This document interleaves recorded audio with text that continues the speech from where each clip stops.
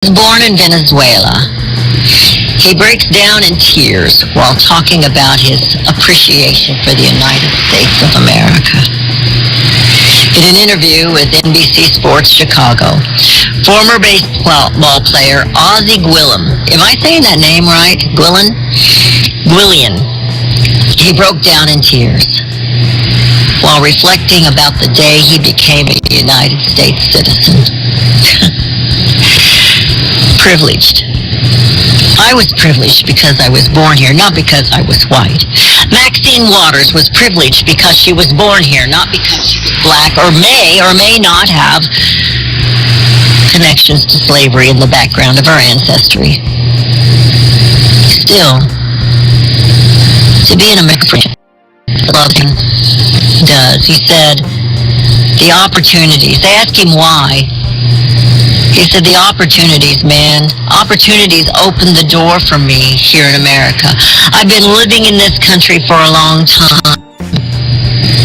It opened the doors, he said, for him and his family to be who they are today.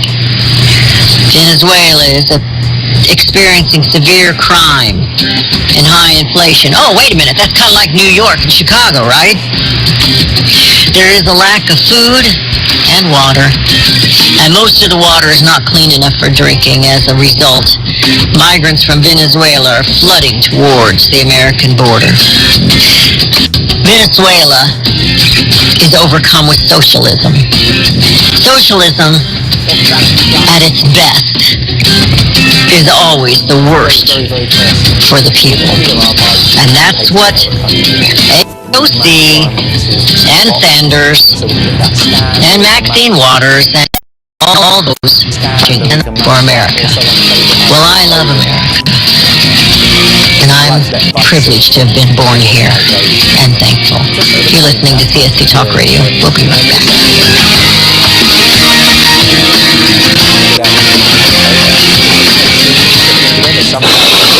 If Ernest Hemingway, would he say this to you? Shakespeare, Mark Twain, Edgar Allan Poe, all great writers. And after reading your book, I simply must add you to the list. Wait, you don't have a book yet, so make a free call to Page Publishing. Their expert staff can help you turn your book idea into a real book, a masterpiece that could someday make the bestseller list in hard copy and digitally all across the world. Page Publishing can help you completely take your idea for a book, write it, and publish it. So if you want to join the ranks of some of the most famous authors in the world, call now for a free information kit. Turn your book idea into publishing gold. Make a free call right now to Page Publishing. 800-378-3212. 800-378-3212. 800-378-3212. That's 800-378-3212. Hi, this is Beth Ann. The inventor and CEO of MyPillow is always looking for ways to solve everyday problems. Have you ever picked up a towel set because it felt so soft in the store, but then when you got it home and tried to use it, it wasn't absorbent at all? That's why MyPillow has developed the MyPillow towels. Towels that work, I know, it's mind-blowing. Towels that actually will dry you. They're debuting the MyPillow 6-piece towel set that...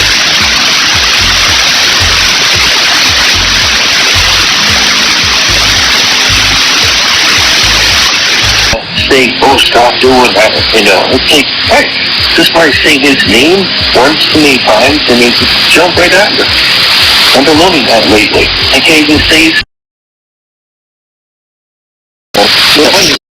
give me the cry, because if I can say despise that name.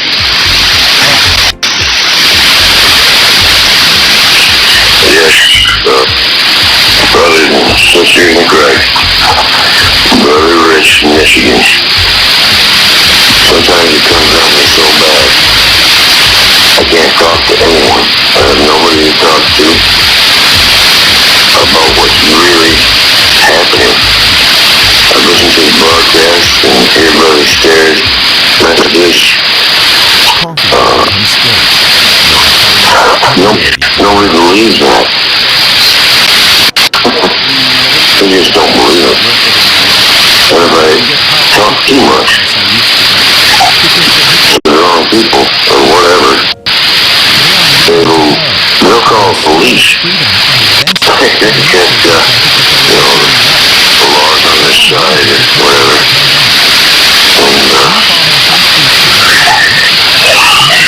And it's very frustrating not to have anyone to talk to.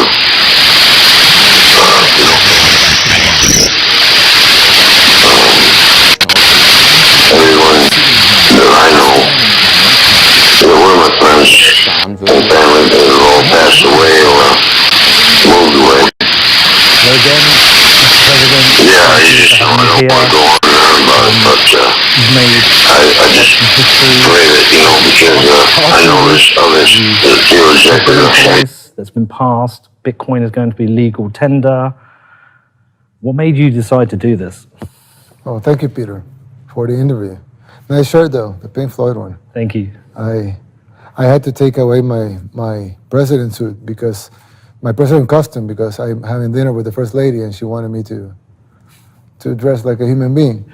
So like you and me. I got the blue socks though. Well, I got the blue socks last time, and now I have to change. So I had to take my president costume off. No, thank you for everything. I really, when you make a decision, it can either be a decision that you take because it's a historical debt. Hello again, Mr. President. Thank you for having me here. You've made quite some history this past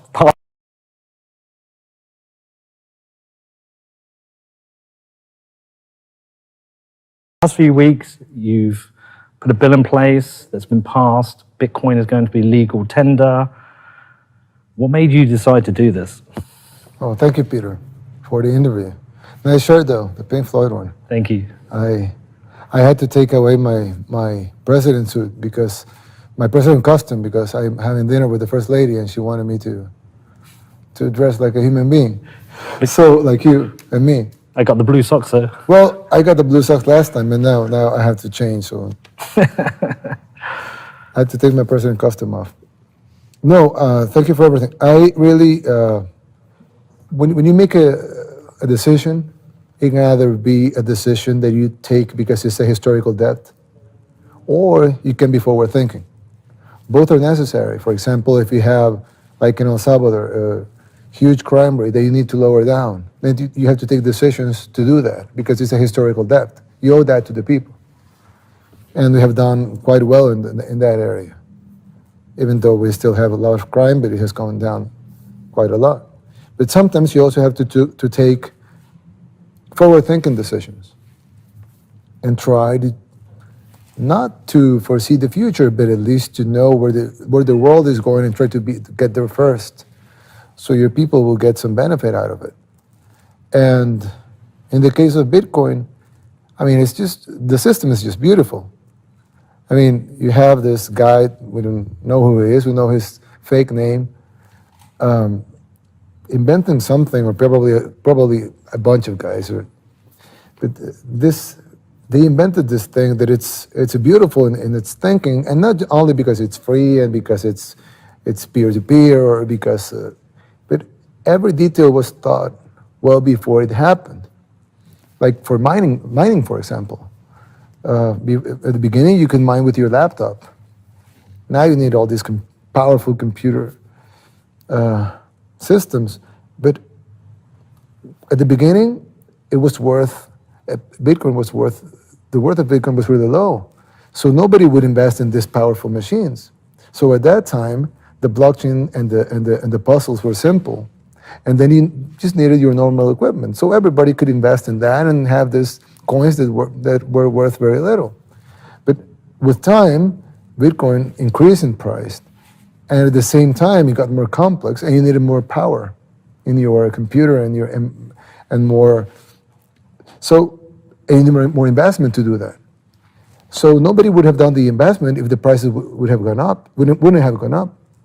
So this guy or this group of people thought about it like everything would come in place right at the time that it would be needed to go in place. So when you look at everything that has happened since the beginning of Bitcoin till now, you can predict what's going to happen in the future And it's going to be a lot bigger than it is right now, which is quite big actually. But it's going to be even bigger than what it's now. So I think a lot of, not only countries, but people are switching themselves to Bitcoin. And then you have all of the problems with the current monetary systems. And it's, the Bitcoin system is so perfect that I think it's going to be the future. And it is the present already in a lot of things, but it's going to be big, way bigger in the future. And why? I mean, El Salvador has not been the country that's recognized to be the first in innovation, but why not this time? So being the first country adopting Bitcoin as a legal tender, it's a good thing for our country. And if you add up the practical reasons, like receiving remittances with at the speed of light and having almost no costs, like you would have with Western Union and those types of systems, having financial inclusion to 70% of the people that doesn't own bank accounts, having a lot of investment in tourism that will come from this, and not becoming independent, because we're not, but at least becoming a little less dependent on the output of new dollars and the new inflation that's coming with those new dollars. And we don't perceive any of that. Because when a country prints more money, there's a good side and a downside. The good side or the upside is that the government has more money to spend. The downside is the inflation, because you're just pouring in more money with no basis. But the problem with using an international currency that is not yours to print is that you're only absorbing the cost. I mean, now your dollars are worth less, but you're not getting any of the new printed money because they didn't print it for you. So for a country like ours, and we're not the only country of the world with that reality, I think having Bitcoin as legal tender, even though nobody has done it before, it was a no-brainer. But why not launch your own currency? The world is becoming smaller, more interconnected. Of course, we can do our own currency. It would be, we have the support in Congress. It would be normal. I mean, most countries have their own currency. We had our own currency.